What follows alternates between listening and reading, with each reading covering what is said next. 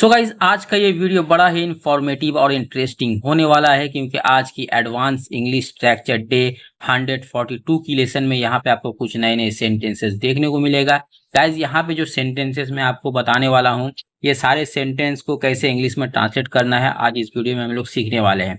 तो देखिए सबसे पहले सेंटेंस देख लेते हैं, सेंटेंस क्या है, उसके बाद उसे ट्रांसलेट करना भी सीख लेंगे। हम लोग कहाँ कुछ कह रहे हैं, हम लोग कहाँ कुछ कह रहे हैं, या फिर वो कहाँ कुछ बोलती है, वो कहाँ कुछ बोलती है। तुम कहाँ कुछ सुनते हो, तुम कहाँ कुछ सुनते हो। हम लोग कहाँ कहीं जा रहे हैं, हम लोग कहाँ कहीं जा रहे हैं। तो इस तरह का सेंटेंस को चलिए इंग्लिश में ट्रांसलेट करना सीखते हैं। सबसे पहला सेंटेंस है हम लोग कहाँ कुछ कह रहे हैं। इसे इंग्लिश में बोलने के लिए आपको सबसे पहले बोलना होगा, सब्जेक्ट लिखना है। यहाँ पे देखिए हम मतलब वी, तो ये सेंटेंस कौन सा टेंस में आ रहा है, प्रेजेंट कंटिन्यूअस टेंस में आ रहा है। हम लोग कहाँ कुछ कह रहे हैं तो इसलिए यहाँ पे हेल्पिंग वर्ब का यूज किया जाएगा। वी के साथ अक्सर आर का यूज होता है, वी आर। उसके बाद हम लोग यहाँ पे हार्डली का यूज करेंगे, हार्डली, ठीक है। उसके बाद कहना मतलब कहाँ कुछ कह रहे हैं, तो कहने का इंग्लिश क्या है, से। उसके साथ आईएनजी जुड़ेगा, वर्ब के साथ आईएनजी जुड़ता है प्रेजेंट कंटिन्यूअस टेंस में, ठीक है। उसके बाद लिखना है एनीथिंग, एनीथिंग, ठीक है।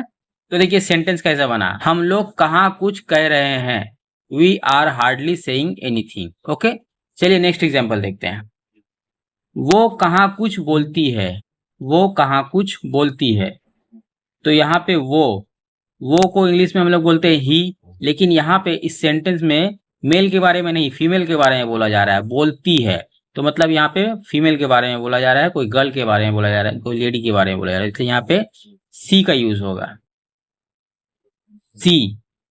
तो यहाँ पे देखिए कहाँ कुछ बोलती है, ये प्रेजेंट इंडिफिनिट टेंस में आ रहा है, इसलिए यहाँ पे हेल्पिंग वर्ब का यूज नहीं होगा, डायरेक्ट यहाँ पे हार्डली का यूज होगा सब्जेक्ट के बाद,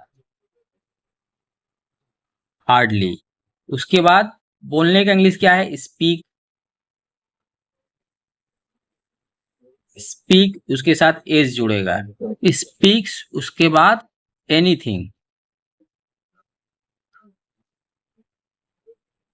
एनीथिंग। तो देखिए वो कहाँ कुछ बोलती है, सी हार्डली स्पीक्स एनीथिंग।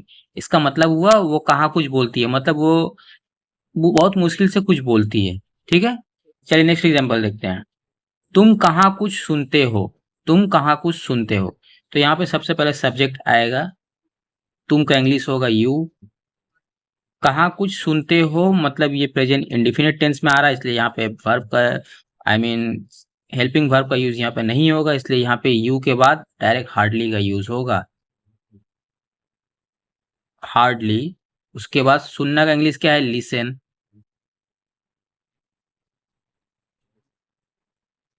एनीथिंग।